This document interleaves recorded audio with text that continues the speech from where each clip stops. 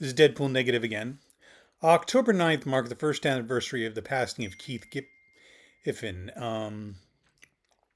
one of the probably most, I want to say, liked or influential, but not as well known as a lot of other comics creators, at least to the public, even though he was the co-creator of Rocket Raccoon. Of course, most people think of Rocket Raccoon, think of Bill Mantlo and his condition. But his work was quite good. From his work with Paul Levitz on Legion of Superheroes to his own fascinating, sometimes infuriating, never boring relaunch of Legions of Superheroes in 1989, to his work on with creating one of the greatest, possibly the greatest Marvel event ever, Annihilation, and its sequel, and his participation in its sequel, Annihilation Conquest, which laid the seeds for the modern day Guardians of the Galaxy by putting Star-Lord, Groot, Rocket, and Mantis on the same team. And what he's probably best known in comics for is the final issues of Hex. Just kidding. The Justice League International relaunch in 1987, which was controversial, not perfect, but his collaboration with J.M. DeMatteis was a very entertaining series until, I would say, maybe the last year or so, where it became something like, I still don't know what the idea behind General Glory was, other than, well, I want to do a Captain America story, but Marvel won't hire me. Um, but I still think the initial, especially the initial one shot that kicked off Annihilation, is fantastic. And he did a lot of other things, and he had a really interesting art style, even when he was ripping off a well-known artist. And he co-created Lobo with Roger Schleifer. He created Ambush Bug, and had an amazing Ambush Bug series with Robert Loren, series with Robert Loren Fleming. He was one of the few people who still liked Dan Didio. And he retired, pretty much retired in 2019 when his Inferior 5 miniseries was canceled halfway through its initial 12-issue run at issue 6.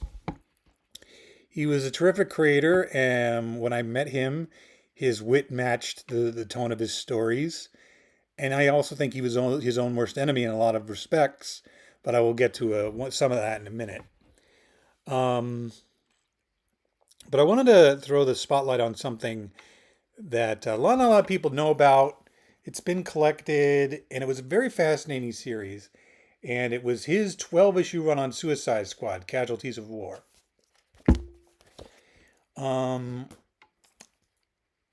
It was one of the more confounding yet interesting DC stories at the time. Now, Suicide Squad, we all know, is one of the greatest superhero titles ever made when it was written by John Ostrander. And every attempt to replicate it without Ostrander, in my opinion, creatively, has failed pretty miserably.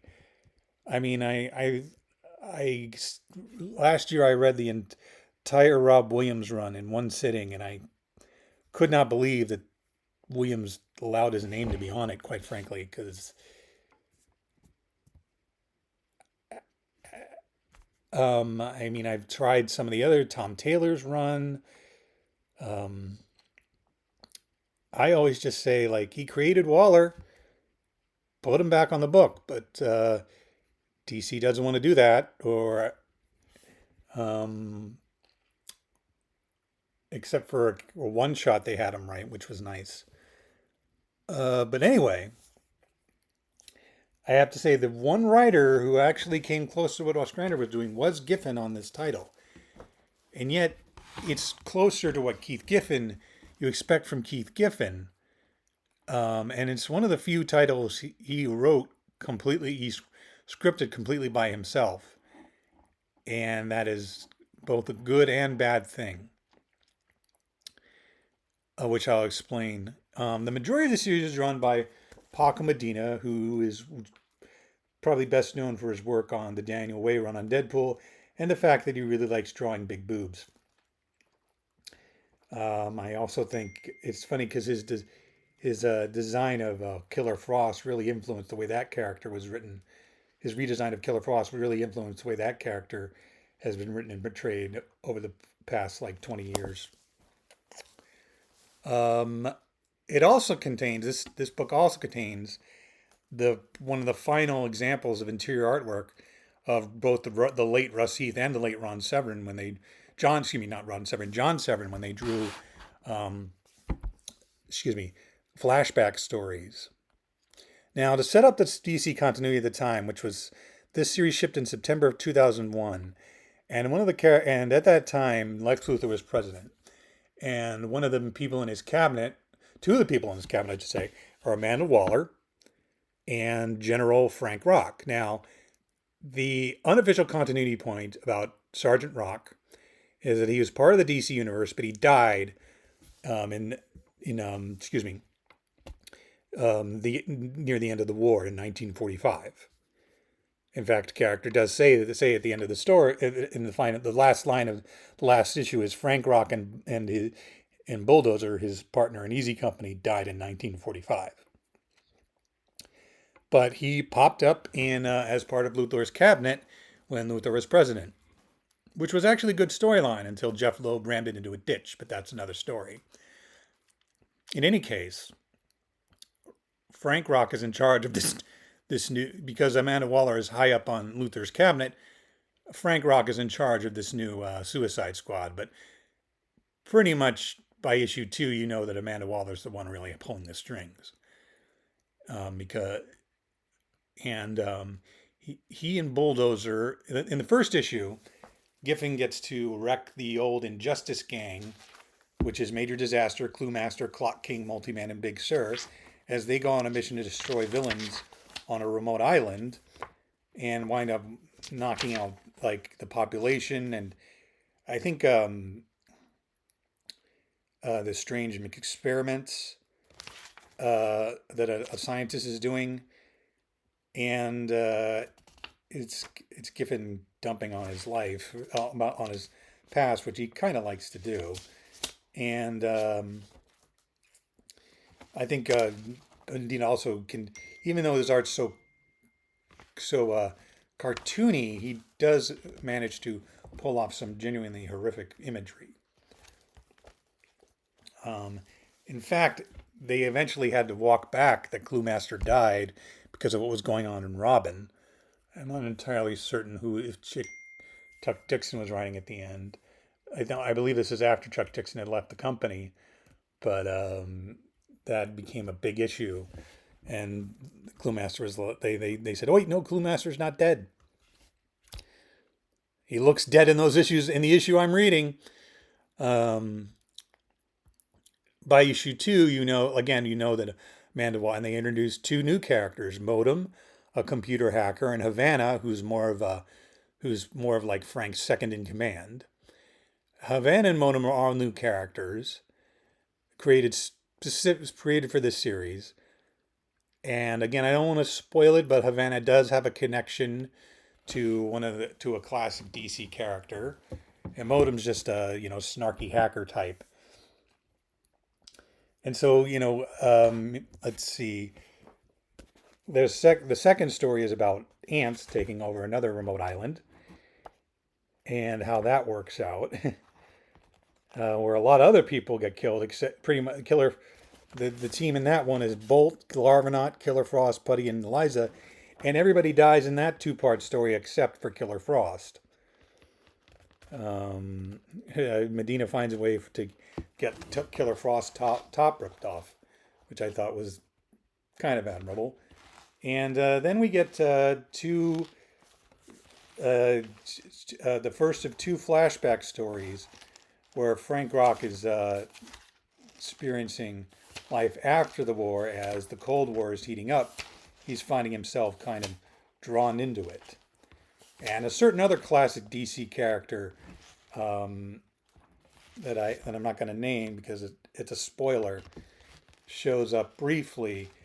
And if you really have to pay attention, because there's a twist at the end of this series that Giffen never went on record to fully explain before his death.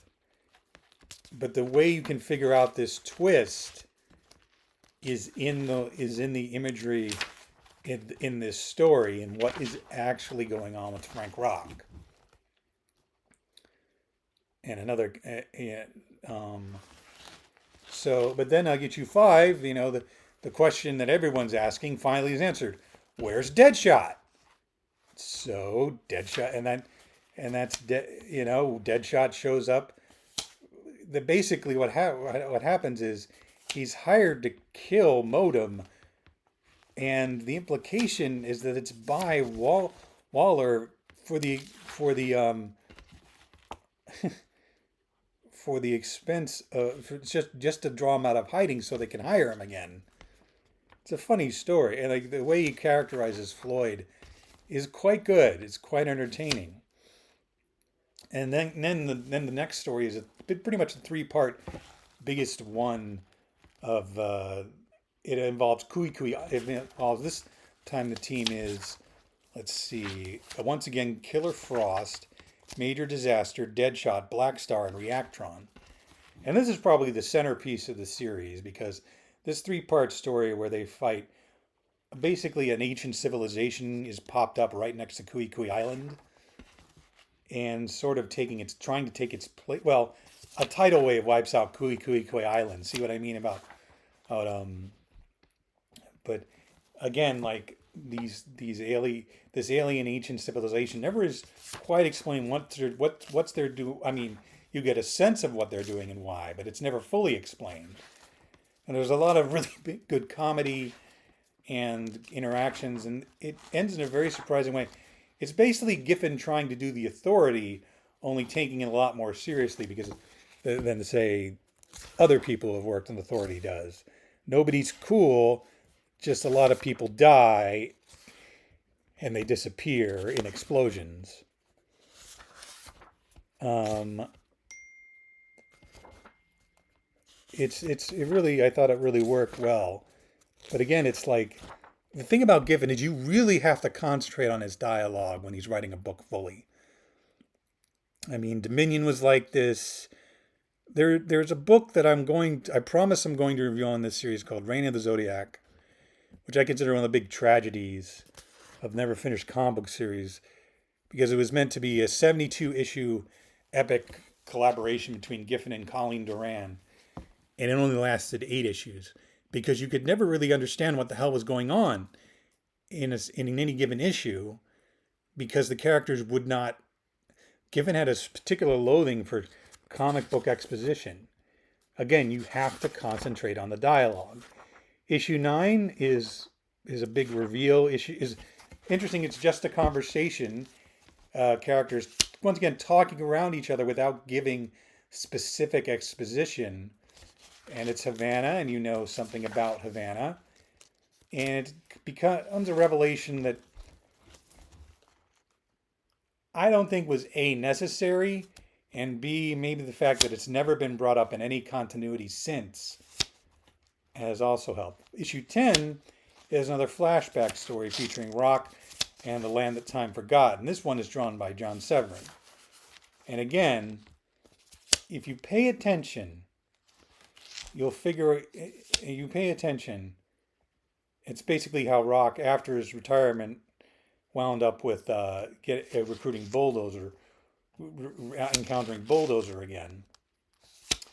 And again, you have to kind of pay attention to the dialogue and the way the characters are drawn, the way the scenes are staged, to understand what the real twist is. Plus, you also have to realize that Rock is not exactly a reliable narrator in these flashback issues. The final 3-part story is basically basically, I think at that point, Giffen had got the kill order on the series, possibly sooner than that, where Rustam classic Suicide Squad villain Rustam shows up and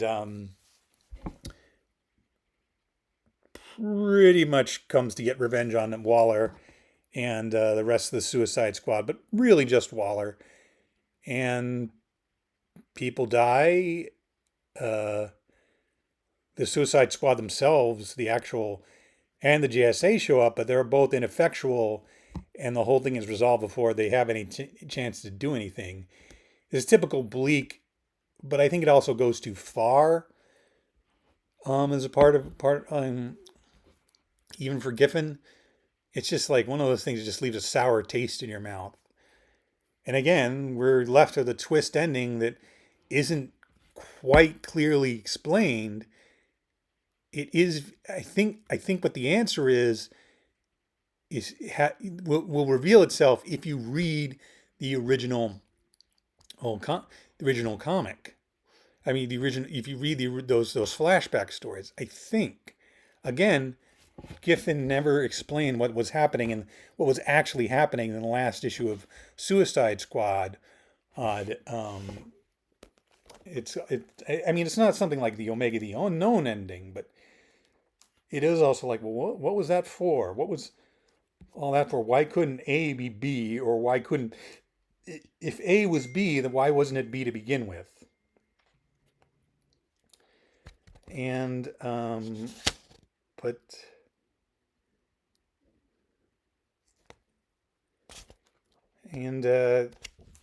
so again, but that's what I think one of the things that makes it so compelling is that it leaves you unsatisfied.